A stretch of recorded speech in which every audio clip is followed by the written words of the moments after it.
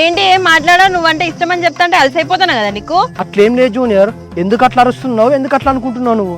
ఇగో నువ్వు సగం సగం చెప్పకు, ఏం మాట్లాడినో చక్కగా చెప్పు. మా మామ ఏదో రకంగా మరదలు నొప్పించి నాకు దానికి మ్యారేజ్ చేస్తారట. ఇక నీకు ఎట్లా ఓకే చెప్పాలి నేను? నా పేరు నుండి నువ్వు ఒకసారి ఆలోచించు.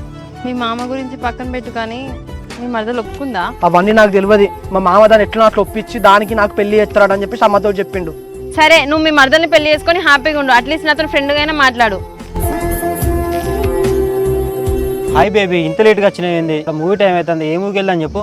ఏ మూవీస్ నడుస్తున్నా నాకేం తెలుసు అంతు. నా టెన్షన్స్ నాకే ఉన్నాయి. నీకు నచ్చిన దానికి వెళ్దాందా? మీ డాడీకి చెప్పినావు మరి, మూవీకి వెళ్ళి బిర్యానీ తిని మంచి సాయంత్రం వరకు నిమ్మలాగా వేద్దాం. చెప్పినది బాబు, కాలేజ్లో వర్క్ ఉంది, వెళ్ళొస్తా అని చెప్పొచ్చు. ఓకే బేబీ, వెళ్దాం దా, బండి ఎక్కు. అబ్బా సంతు, అసలే సిటీకి వెళ్తున్నాం, ఎవరైనా చూస్తే బాగుంటది. ఎవరి బైక్ మీద వాళ్ళు వెళ్దాం. ఎన్ని రోజులను భయపడతావు అంకిత? అట్లా చున్నీ కప్పుకోనరా. సరే.